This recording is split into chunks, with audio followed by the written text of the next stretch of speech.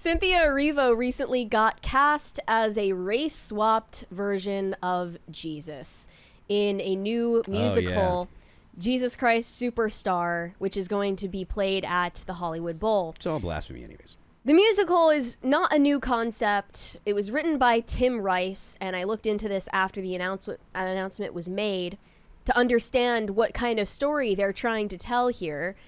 It's quite obviously blasphemous and disrespectful just from the outset that you're casting a woman to play Jesus. But then when I found out the concept behind the story, that even was more damning. And gay musical enthusiasts on Twitter were very happy to offer their, clapbacks, saying that conservatives don't actually understand theater. Oh, so what you're saying is it's another one of those media literacy arguments? Oh, yeah. It means that if you find it disrespectful and gross, you're just actually media illiterate. Mm-hmm. And you don't understand musical theater in a very deep way like they do. So, this announcement was made over the, I guess... weekend? It was over the weekend, Friday. I think. And a lot of people immediately pointed out that you could not get away with doing this if it were in regard to any other religion but Christianity. Yeah. And that is the truth. I pointed out myself that if Tim Rice wrote a musical called Muhammad Superstar and cast Cynthia Erivo, or anyone for that matter, as Muhammad in that musical, there would be a fatwa issued for his killing in about 0.2 seconds, because that's just how things go. And all of these Twitter leftists were acting like I was pulling this out of thin air. But it's a known pattern that you are not allowed to disrespect Islam or any other religion except for Christianity. And they keep doing this. Do you know why? Well, in my opinion, it's because Christians don't stab Christianity people? is true, and that's why it invites the ire and antagonism I honestly think it's the murder that goes along with and of course the religion, the implicit and often explicit threat that if you do mock Islam, you will be killed or hurt. You'll be murdered. We have another 20 from Pop Culture Junkie. 2 sources have told me that the buyout of Michael Wilson and Barbara Broccoli for the Bond creative control involved a tractor-trailer-sized Brinks truck full of money. Yeah, I'm sure that they paid both Barbara Broccoli and was Michael Wilson a whole ton of money to relinquish control. From what I always understood, that she was very, very protective. So Barbara Broccoli, if I remember correctly, her father was the one who was in charge of it before her, and she started working on James Bond movies when she was like 17, all the way up to being a producer as a major player, all the way from the Pierce Brosnan ones all the way through all the Daniel Craig ones. And I'm sure she didn't want to give up that control, but a whole ton of money and a whole bunch of corporate meddling where they just make every decision impossible and make your life miserable probably goes a long way too. They just annoy you until they're like, here, take the money and leave. We'll probably get more into that tomorrow. Someone on Gay Musical Theater Twitter said they don't know what Jesus Christ Superstar is. Blasphemy. Tell me you don't know what Jesus Christ Superstar is without telling me you don't know what Jesus Christ Superstar is. I know what it is. Well, I found out what it is very easily, and they were even explaining it in the comments here. One said, it's a musical about how Jesus was a bit of a dick and Judas was low-key right. Oh, man. So they just spelled it out for us. Another person said, it's mostly focused on Judas and leans into the idea that there's no irrefutable proof that Jesus is the Son of God. Being borderline heresy has been its whole thing since the beginning, ever since it was only a concept album. And yeah, the concept behind the musical is that Judas is the protagonist, and as he's witnessing the last weeks of Jesus' public ministry before his death, he's noticing that the ministry is just taking a direction that he objects to. He objects to the divinity of Christ, and he believes that the early church is turning into a personality cult, which is why he conspires to betray Jesus. And it's framed in a way that's very sympathetic to Judas.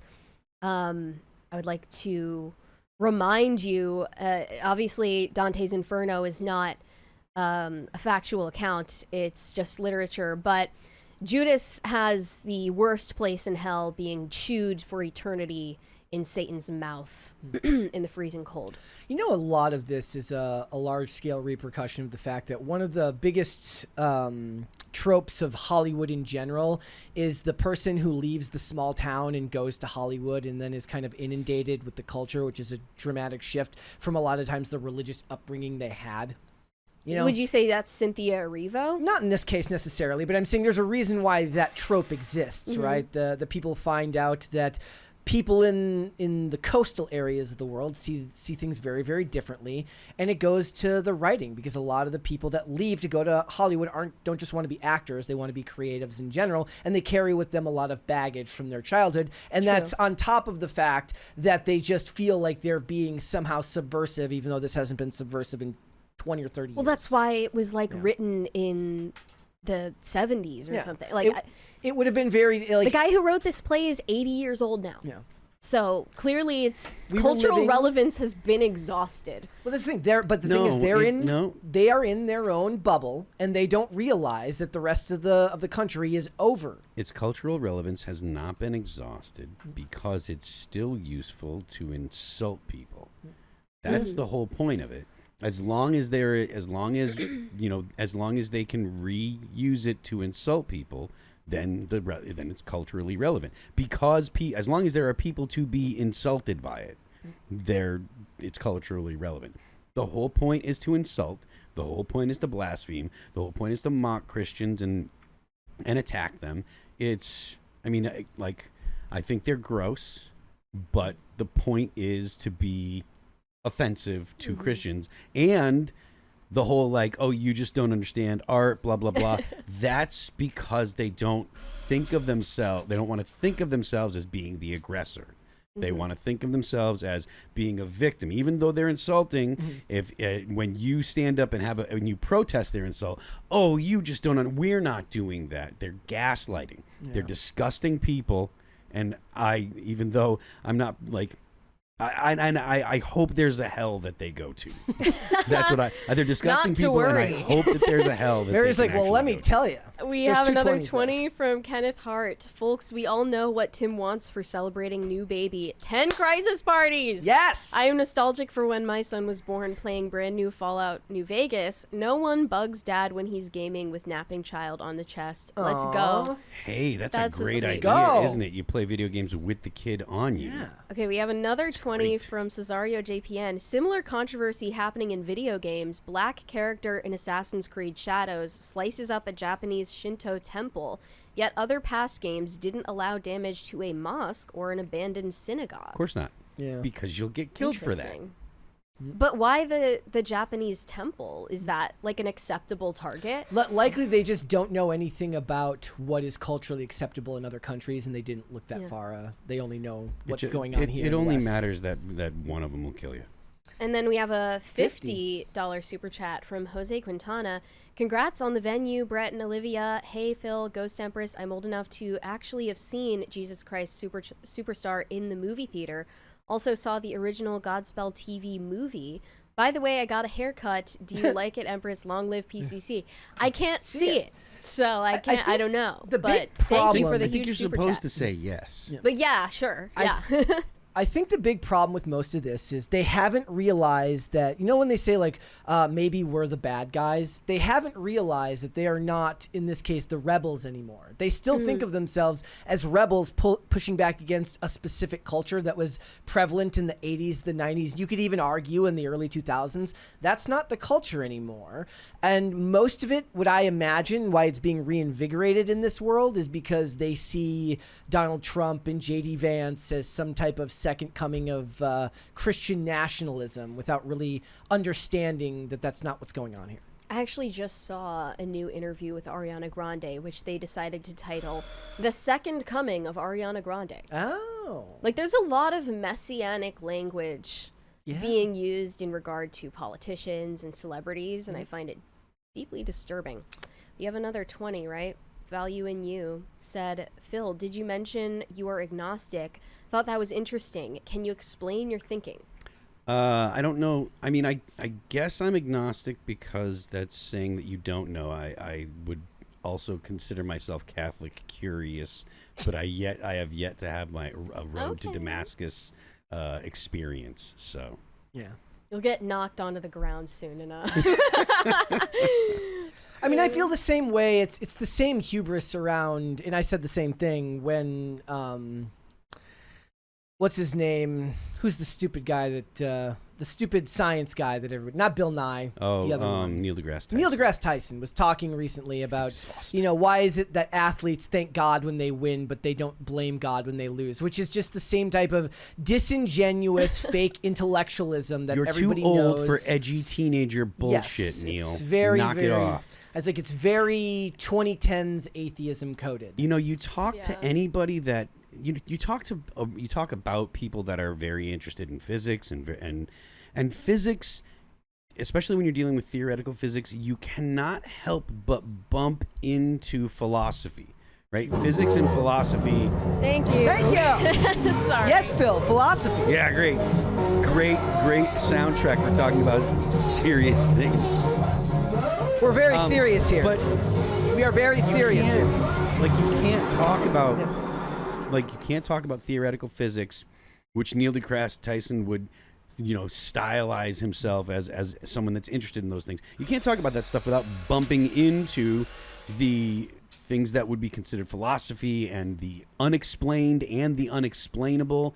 And I've heard someone say that, the first sip of physics, you become an atheist, and at the bottom of the cup is God.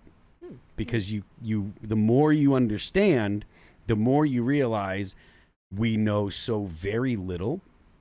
And there's when you start thinking about just the distances and what it means for that you can only see so much of the observable universe and what the universe could actually be and the possibilities of what's outside of our universe and stuff like that. It's tough to be dogmatically atheist once you start contemplating things that are that big. It's really tough to be dogmatically atheist. And dogmatically atheist people are just there is no God and I know it. Well, you know almost nothing if you really think about it. Mm-hmm. So maybe you should have a little humility.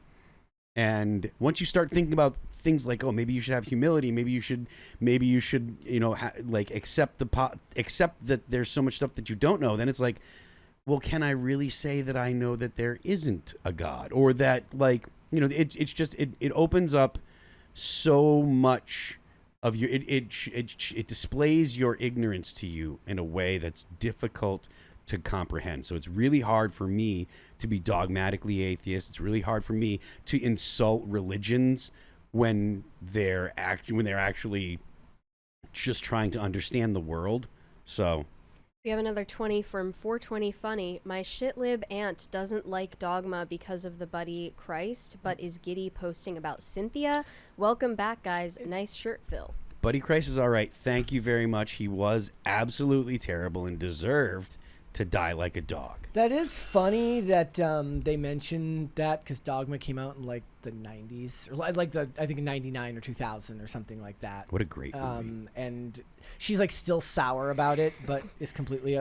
That's actually the funnier part, that she still thinks about it to me. Yeah. Did you see Dogma? Yep. No. Okay. Would you not see it because you believe it's blasphemous? Well, it depends. I would have to see it to know, right? No. I mean, someone could articulate the synopsis. Think it's blasphemous? You might, but it's not. At the end of the day, God's in charge, even in that.